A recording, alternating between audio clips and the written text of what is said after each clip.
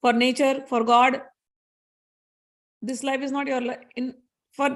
This life is not the only life. So in this life, say till 50, you are not doing good work, you're doing bad work, you have sown a lot of bad seeds of karma. Till the age 50. At age 50, suddenly somebody gave you Gita and you realize, oh my God, my karmas, I have to take care of it. And then you start working on it. So now you are sowing the good seeds also. So the next life you come, you will get good birth. But not necessary that everything will be given to you in golden plate. You will go through the suffering. You will go through the happiness. That roller coaster ride will go on till you go on purifying, and live a saintly life 100% by all your actions. And you become a real karma yogi. So the normal person, what he is doing is called karmas, because it is going to bring him reactions. But a real karma yogi is bhakta, is devotee. His actions are not called karmas. They are called sat karma. Sat means truth. Means it will not have any reactions anymore. As long as any other karma that you are doing, it is bringing some reaction. So karma is happening, reaction is happening, something is coming and something is going. So it is called asat, unreal. But a devotee's karma is not bringing any result, final. That is sat. Sat karma, absolute truth. So karma yogi does sat karma. Worldly people do karma, which has resultant reactions. Sankhya yogi, he is akarma, akarta. He is not the doer. He is freed from all. So these are the 3 levels of karma. Got it? I hope you understood. Normal people are stuck in this middle one. Either you become the Sankhya yogi or you become the bhakta. Either ways. Then you are freed. If you are in between, it is very difficult to be free. So you have to make a choice. Which path I can follow. What is easier? If I am you, I'll follow the easier path. The bhakta. It's not that I have not practiced Sankhya. I have practiced it. Practiced it till the end and experienced it. But my life was very different. I was very blessed in this life. This was God gave me the entire time on earth. Wherever my distractions were there, he just cut it off, snapped it off. He brought me from India to America and gave me the full time. I can't do anything here. I have to just only think about him and practice all this, whatever is written in the books. Because that was my desire from childhood. Maybe in a past life also. So God gave me perfect conditions to practice it. And I practice it. I got all the support from my family members, everything. But when it came to teaching people, because the spark, when I am having this inside me, the spark cannot be missed. So some people I knew, like, friends and all, they would sometimes they would see something and they'll be like, they'll start questioning and they want to question more and they want to follow the path. And then when I started to feel, how do I explain them the path now? Because to follow the path of Sankhya, follow the path of Buddha's teachings, Vipassana as they call it, you have to give time. And you have to keep away from distractions. So much distractions. And you have to be always alert. How to bring that? So then when you look at people's situation, then you understand why Bhagwan gave Gita and why Bhagwan gave Bhakti Yoga. Because in Kali Yuga, it is very easy. Nobody should be deprived of liberation. Nobody should be. If they cannot practice Sankhya, if they cannot practice this method which I've told, then still they can be liberated by Karma Yoga, by path of devotion, by Bhakti Yoga, by working for God. How do you live? So Bhagwan said, In ninth sloka, first he said, perform your prescribed duty, do not run away. For doing so is better than not working. One cannot even maintain his physical body. So, but how you should work? Ninth shloka, very important shloka. If you can by heart it, memorize it, memorize. If you cannot memorize it, at least understand the meaning and live life like that.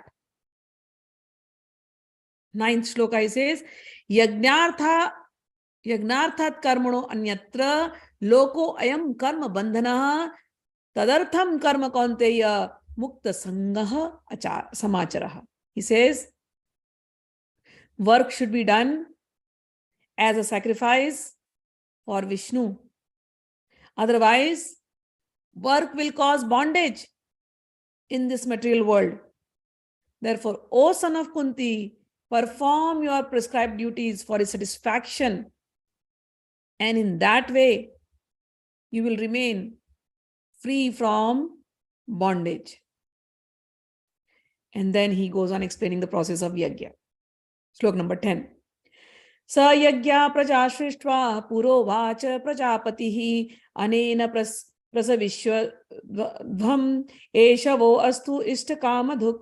In the beginning, the Lord of all creatures sent forth generations of men and devatas along with the sacrifices of Vishnu and blessed them by saying, be thou happy with this yagna, because its performance will bestow upon you everything desirable for living happily and achieving liberation.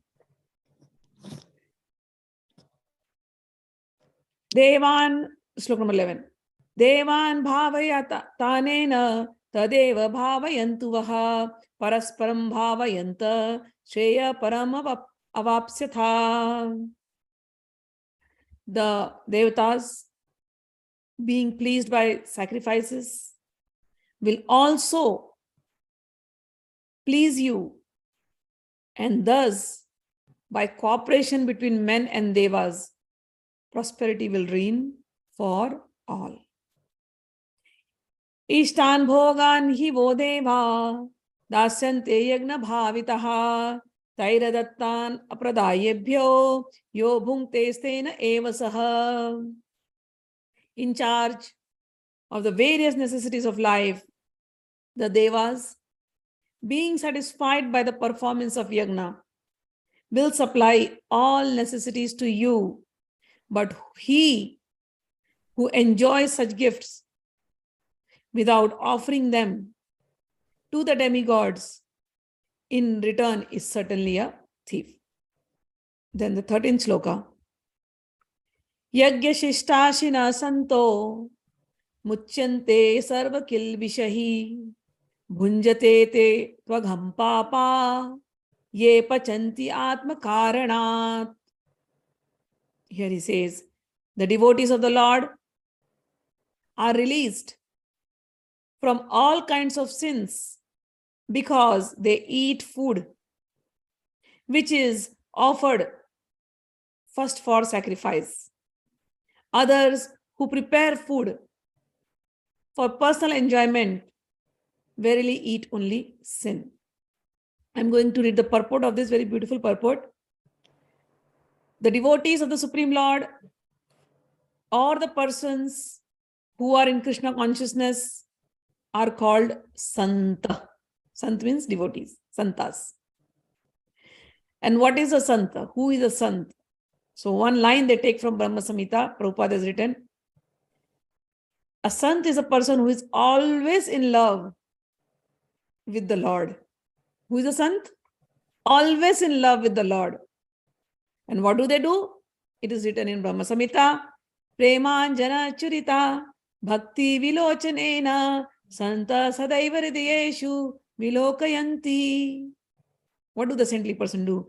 The saintly person, they smear their eye with the ointment of love, with the kajal of love, kohl. And with that love, they're always drunk in love, and they are seeing. What do they see? They see God. Where? In their heart. And when they see God,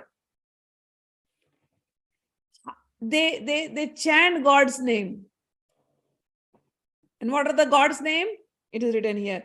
The santas, being always in compact of love with the Supreme Personality of Godhead, they're always chanting Govinda.